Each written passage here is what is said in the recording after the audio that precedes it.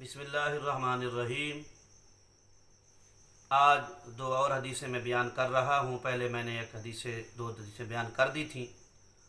اللہ پاک قرآن کریم میں فرماتا ہے فسبح بحمد ربک، پس آپ تسبیح کریں اپنے رب کی حمد کے ساتھ، واستغفرہ، اور بخشش طلب کریں اس سے، انہ کان توابا، بے شک وہ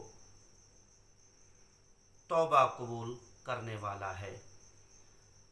نبی علیہ الصلوۃ والسلام کے غلاموں، یہ اللہ پاک نے فرمایا کہ بخشش بندے کو طلب کرنی چاہیے، اور اللہ نے اپنے محبوب کو فرمایا، اور حقیقتاً امت کی تعلیم کے لیے یہ تھا۔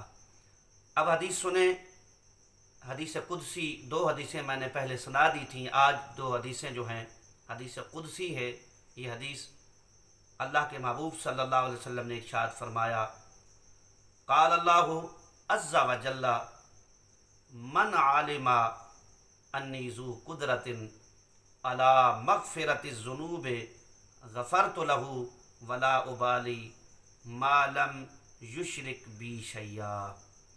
فرمایا کہ جس آدمی نے یہ یقین کر لیا کہ میں گناہوں کی مغفرت پر قادر ہوں، یعنی اللہ پاک کے بندے نے یہ گمان کیا اللہ کی ذات کے بارے میں یقین سے کہ بے شک اللہ پاک گناہوں کو معاف کر سکتا ہے اور وہ قادر ہے، اللہ فرماتا ہے غفرت لہ ولا ابالی، میں اس کے گناہوں کو معاف کر دیتا ہوں اور مجھے کوئی پرواہ نہیں، لیکن بخشوں گا اسے ما لم یشرک بھی، جو بی شیئا، جو میری ذات کے ساتھ کسی کو شریک نہ ٹھہرائے۔ میں وحدہ لا شریک ہوں، شریک نہ ٹھہرائے۔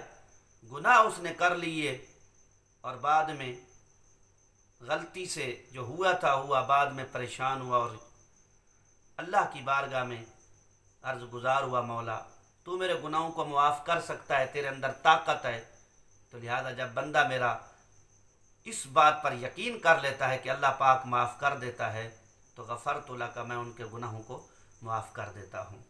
نبی علیہ الصلوۃ غفرت لہ، میں اس کے گناہوں کو معاف کر دیتا ہوں۔ نبی علیہ الصلوۃ والسلام کے غلاموں، اس حدیث کو امام طبرانی نے اور امام حاکم نے حضرت ابن عباس رضی اللہ تعالی عنہما سے روایت فرمایا ہے۔ اس کے بعد ایک اور حدیث سنیں، نبی پاک صلی اللہ علیہ وسلم کے غلاموں، یہ بھی حدیث قدسی ہے، حدیث نمبر 4، قال اللہ تبارک و تعالی انا اکرم و اعظم افوم من ان استر علی عبد مسلم فی الدنیا ثم افضحہ بعد اذ سترتہ ولا ازال اغفر لعبدی ما استغفرنی۔ یہ حدیث میرا پڑھنے کا مقصد بھی یہ ہے کہ جو علماء سنیں، میری اصلاح بھی فرمائیں اور ان حدیثوں کو یاد کر کے آگے عوام تک پہنچائیں۔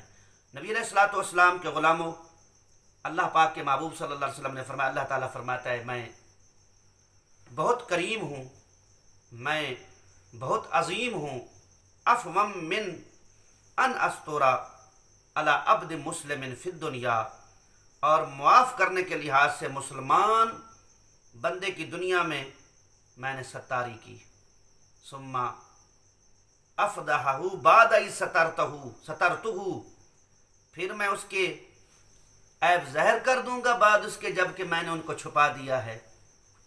یقیناً نہیں۔ کب تک؟ ولا ازالو اغفر لعبدی، کہ جب تک میرا بندہ میری بارگاہ میں معافی مانگتا رہے گا، جب تک میرا بندہ میری بارگاہ میں یہ کہتا رہے گا اللہ میں تیری بارگاہ میں مغفرت طلب کرتا ہوں، تیرے سے بخشش چاہتا ہوں، تو مجھے معاف کر دے، بندہ میرا مانگتا رہے گا، تو میں پھر کیا مستغفرنی، جب تک میرا بندہ بخشش مانگتا رہے گا، ولا ازال اغفر لعبدی، میں ہمیشہ ہمیشہ اپنے بندے کو معاف کرتا رہوں گا۔ کیا بات ہے! نبی علیہ الصلوۃ والسلام کے غلاموں، دیکھو اللہ پاک نے کتنا بندے کو موقع دیا، کہتا ہے میں کتنا کریم ہوں، میں بہت عظیم ہوں، میں بندے کو معاف کرنے والا ہوں۔ مسلمان بندے کی دنیا میں نے عیب رکھے اور میں اس کے عیب نہیں کھولوں گا، جب تک وہ بندہ میرے سے مغفرت طلب کرتا رہے اور میں ہمیشہ ہمیشہ اس بندے کو معاف کرتا رہوں گا۔ دیکھیں ہم آج کہاں کھڑے ہیں، ہم گناہ کرنے کے بعد بھی اکڑ جاتے ہیں۔ آج اس معاشرے میں برائی کو برائی نہیں سمجھا جا رہا، ہم کس طرح کر رہے ہیں۔ لہٰذا یاد رکھو، رسول اللہ صلی اللہ علیہ وسلم کی شریعت کے مطابق کوشش کریں ہم اور آپ، ہم مسلمان ہیں، زندگی گزاریں۔ اللہ سے دعا ہے کہ اللہ تعالی ہم سب کو پکا صحیح نبی پاک صلی اللہ علیہ وسلم کی شریعت پر چلنے والا بنائے۔ لبیک لبیک لبیک یا رسول اللہ صلی اللہ علیہ وسلم۔ وآخر دعوانا ان الحمد للہ رب العالمین۔